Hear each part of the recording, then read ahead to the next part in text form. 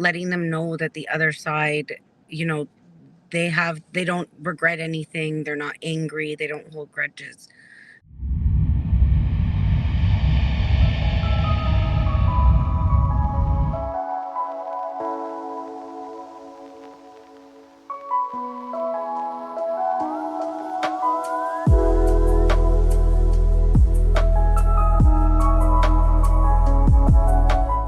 Hi, everybody. Welcome to another episode of the Spirit Travels interviews. And thank you guys so much for coming back, or welcome if it's your first time.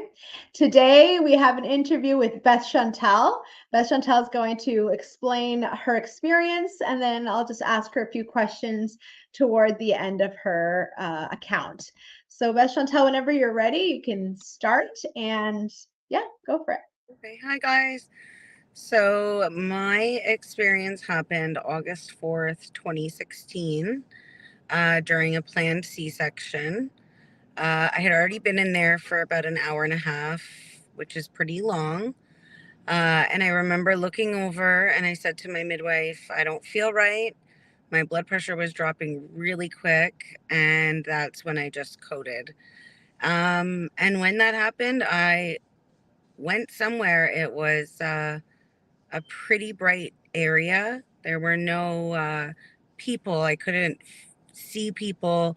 I couldn't hear people, but there were things around me. So people that I didn't know in this life, but I must have known them before because they felt close to me. And everyone kind of just spoke to me um, with without words. They were speaking more telepathically or with feelings. um, and and a lot of things were like coming to a lot of things. Strange smells were coming that I could recognize when I was little. Little noises that were familiar when I was small. All these things were happening, and they were basically everybody there. I don't know how many people, because there was a lot of spirits in this white area. Just basically having love and appreciation. The one thing that felt good was uh, it was just I was so at ease and comforted. I wasn't thinking about whether coming back here or staying there. I just felt a feeling I've never felt in my whole life. It just felt so comfortable. Um, but I was like kind of told with feelings or telepathically that it wasn't my time. There's more to my life. And that's when I woke up. But when I woke up, I remember coming to and I was crying. I was still in the C-section. I started crying. And I thought I was gone for hours, like 4 or 5 hours. But it turned out it was like 75 seconds that I was coded. But it felt like a whole rush of information and feelings that you can't get in a minute and a half. So it was pretty cool, and it definitely brought me closer to just feeling that there's an afterlife and feeling secure about that. Wow, that's amazing. Yeah. So, basically, I want to know, first of all, you coded and then you were right away in another place. Like you didn't have like a journey to the other place. You just found yourself there. No journey, just found myself there. And what is the place like? How would you describe the Uh, place? so I wasn't in a physical body. We were like, it was just bright, very white. Um, I would describe it kind of like in a cloud where you can't see anybody, but you definitely know people are there. Okay, that was going to be my next question. So I was going to ask you like if you didn't see any people there, how did you know there people are there? And also I was going to ask you if you had a physical body. So you said you didn't have a physical body. No physical body. Interesting. And you were okay with that. That didn't freak you out, obviously. It didn't. It honestly, it was the best comforting feeling I've ever felt. Very cool.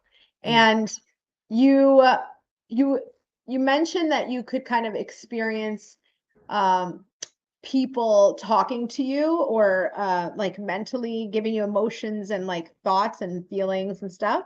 Yes. So I'm guessing it would be like a form of communication that it's not just with words, but it's also the intention of the word kind of thing. Yes. Yes. And yeah, go ahead. No. Yeah. So it's sort of, you, as humans, we know the word, but it has a feeling. And that's more what was brought forward, was the feeling and not so much the word. That's amazing. But you knew. So there's like no misunderstanding. There's no room for misunderstanding. None at all. Yeah. How many people would you say, or how many beings were communicating with you? Oh, there was at least 20 different spirits up there. Some I recognize through feelings that I knew in this life, and others I did not. And then there was one person who, when I was there, I really wanted to feel, but I didn't feel them. So somebody that you're hoping, or like you would have liked to talk to them, but they weren't there, is kind of thing. They weren't there. Yeah. Interesting. Okay, let's see. So when you were in that space and you're hearing those voices, could you also hear what was going on the earth as well, or was it just that space? It was just that space. There was no, I wasn't aware of anything happening in the OR, in the earth, people talking. I couldn't hear any of that. It was just me somewhere else. Okay, cool. I feel like that's like a lot of people have expressed that when you're there, and also your focus is there. Yes. I wasn't thinking about here. Yeah. Yeah, I really wasn't. And I wasn't. Isn't that crazy? Yeah, I didn't have sadness. I didn't have anger. Panic. No, yeah, there was no panic, no anxiety. I wasn't worried if I had to stay. It was just the most easy comfort feeling. Wow. What was it like when you came back? Because a lot of people talk about the discomfort of being back. When I came back, I was crying hysterically. Wow. And I don't know why. I guess it was different. I remember at that point the surgeons, the OBs looked at me and said, "Why are you crying?" And I said, "Oh, you guys are men of science. You'll never understand where I was." Wow. Which is And true. they said, "What?" And I said, "Yes, you guys just don't understand." And I just looked at my midwife, and I had my eldest daughter in the room. They almost shooed her out of the room to start CPR when I finally came back from everything. Oh. And she doesn't believe in anything. And she just saw me crying. And I wasn't even crying because I was sad. I was crying because it was one of the most solid feelings I've ever felt, and I actually enjoyed that time. Wow, that's incredible. How would you say that experience has changed you, your life, your perception? Well, I used to fear death and the afterlife. Now I know for sure there's nothing to fear in death. It's usually the living that fear when someone passes. But when you pass, you don't worry about the people living. So you're okay. So that helped me not be so scared of when it's my turn. I find more comfort in knowing when it's my time, it's my time. And that I'm technically still living, just not on Earth, but I'm still existing. Yeah, you were still you, right? Yeah, I was still me. Yeah, that's cool. Like my mind was the same. My thought processes were the same. And did you retain your memory? You had memory of your life on Earth there if you wanted to? Did you recall? I didn't think about it. I wasn't thinking about it. You were distracted, I guess, by all this new Yeah. stuff. I never thought about it, but for that whole minute and a half, it was like hours to me. It Wow. felt like hours and hours of time had passed. And when you came back, you were like, what just happened? Yeah, I was shocked. Have you shared this with your daughter, this experience? I did share it with her. Yeah. What was her reaction? She cried. Wow. She was more scared of losing me in the moment. And she couldn't believe my story. I mean, it's hard if you have no belief in like the supernatural or God or the afterlife. It's really hard. It's a hard thing to grasp, right?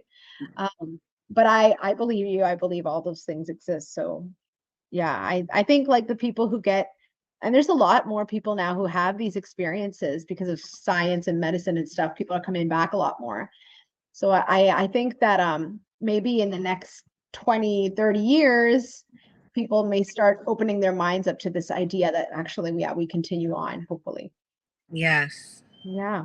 Okay, and last question that I want to keep you is what is the most surprising thing about your experience? What surprised you the most of everything that you had that happened? Well, I used to question, because I used to question life. My life was very stressful.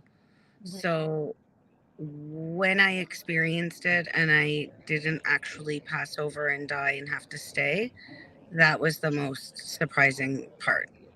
Because I didn't realize that I thought that if that was going to happen, I would stay. So I was most surprised that I got to come back and remember Wow. Yeah. and feel that connection. That for me was the best part, is that I can remember it. Yeah, absolutely. I feel like you'll probably never forget that. That's something that doesn't No, happen, and it was a highly emotionally charged event. So, very much. And yeah. I've comforted a lot of people who've had people pass away with letting them know that the other side, you know, they don't regret anything. They're not angry. They don't hold grudges. Like Yeah. it's just a peaceful place. And I think that's been helpful for me to be able to express that to people who do believe. So that's Yeah, been and the best part. it's such an important message because I know many people and myself included when we had relatives pass away, there's always like this like, oh, we didn't do enough, we didn't do right by them in this area, or maybe we don't want them to be upset with us or whatever. Yeah. So that's a very comforting message. Yes. Because Yes. they're happy where they are. And they'll wait for you. Yes, they are waiting. I'm waiting too. Chantal, Beth Chantal, thank you so much for You're your time welcome. here, and I appreciate you sharing your account, Okay. and I appreciate your time. Thank you so much. Thank you. You have a great day. Thank you. You too. Bye. Bye.